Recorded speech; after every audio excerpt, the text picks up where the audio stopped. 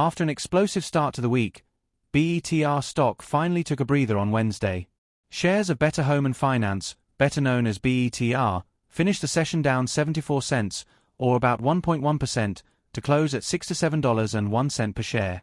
It wasn't the kind of collapse that turns heads, but rather a modest dip after back-to-back sessions of huge gains. When you consider that BETR had surged 46% on Monday and then tacked on another 35% on Tuesday, it's not surprising to see the stock pause for air.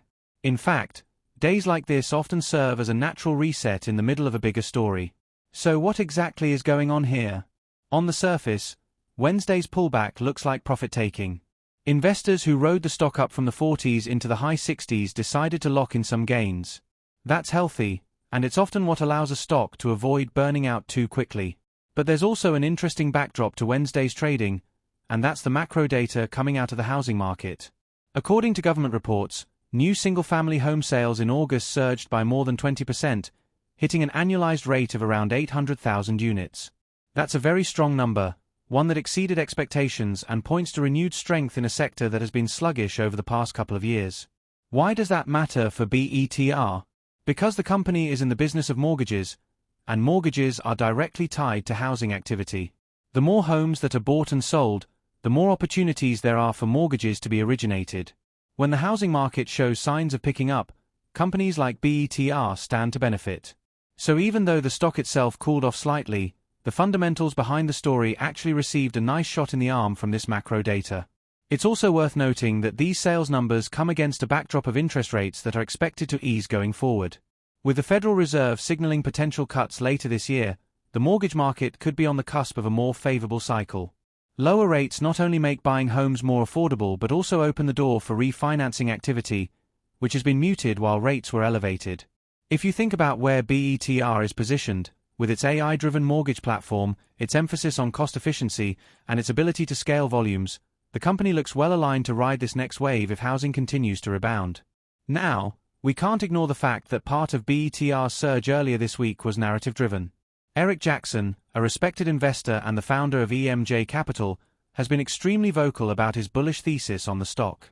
He's called BETR the Shopify of mortgages, and he's painted a picture where the company could grow to as much as $12 billion in revenue by 2028. That's a bold projection, and it's captured a lot of attention. Traders love a big vision, and the market clearly responded to Jackson's framing. But beyond the catchy tagline, there are real reasons why Jackson believes this company has serious potential. BETR's technology is at the heart of the story. Their Tinman underwriting platform uses artificial intelligence to automate much of the loan process, reducing paperwork, cutting down human error, and speeding up approvals. Then there's Betsy, their voice-based AI loan assistant, which interacts with customers and guides them through the process. Put those tools together, and you start to see how BETR could reduce costs and scale far more efficiently than traditional lenders or mortgage brokers. This isn't just about digitizing forms, it's about rethinking the entire home ownership journey with technology. Add to that the fact that BETR isn't just focused on mortgages. The company is building an ecosystem that includes insurance and real estate services. The goal is to keep customers within its ecosystem throughout the entire home ownership experience, capturing more revenue per customer while offering a seamless process. It's that ecosystem vision that supports the Shopify comparison. Just as Shopify created a platform where small businesses could do everything from setting up online stores to handling payments and logistics, BETR wants to create a platform where homeowners can manage every stage of the process in one place. Wednesday's modest dip doesn't change any of that. If anything, it underscores the idea that the stock is in the middle of a transition, from being overlooked to being actively traded, debated, and watched closely. Momentum alone doesn't sustain forever. At some point, fundamentals and macro context have to play a role. And on that front, the housing sales data from August is encouraging. If new home sales are picking up and if rates are set to trend lower, then the backdrop for BETR is improving. Of course, we have to remain measured. The company is still unprofitable, and the road to profitability will not be a straight line. In 2024, BETR brought in around $108 million in revenue but also reported losses in the hundreds of millions. Even in 2025, with loan volume and revenue growing, net losses remain large. Management's target of adjusted EBITDA break-even by 2026 is still ambitious, and execution risk is very real. Investors need to remember that scaling a mortgage platform is complex. There are regulatory hurdles, compliance requirements, and competitive pressures from entrenched banks and brokers. But here's why the bullish case still stands strong. BETR has already taken major steps to clean up its balance sheet, retiring more than $500 million of convertible debt owed to SoftBank. That move alone created over $200 million in positive pre-tax equity value and removed a huge overhang.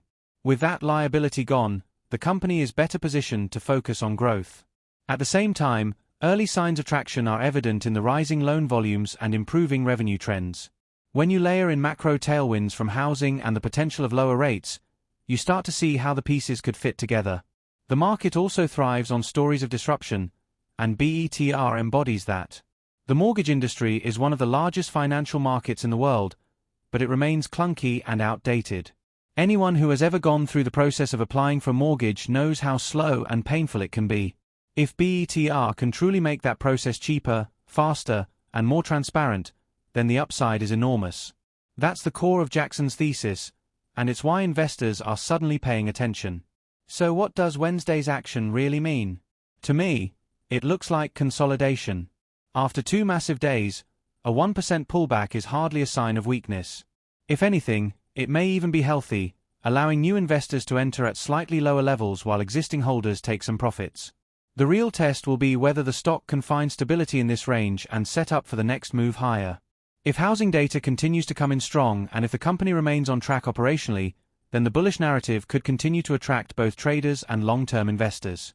For those thinking about the long game, the question is not whether BETR dips a dollar here or there, but whether it can execute over the next 2 to 3 years. Can it scale its technology? Can it grow revenue into the billions? Can it narrow losses and move toward profitability by 2026? Those are the metrics that will ultimately determine if this is a fleeting story or a true disruptor in the mortgage space. In the short term, expect volatility. Stocks that move 40 or 50% in a day don't suddenly become calm.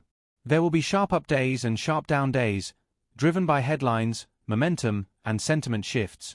That's the nature of high growth, high expectation stories. But beneath that volatility, there is a real business trying to carve out a competitive edge in a massive industry. That's why remaining measured but optimistic makes sense here.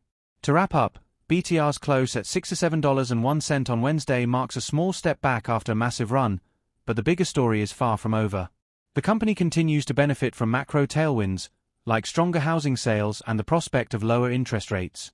It has a bold vision supported by real technology, and while the path to profitability is challenging, the balance sheet cleanup and early signs of traction provide reasons for optimism. Eric Jackson's bullish call has put the company in the spotlight, and now it's up to BETR to deliver. For investors and traders alike, this is still one of the most compelling stories in the market right now. Volatile, yes, but full of potential.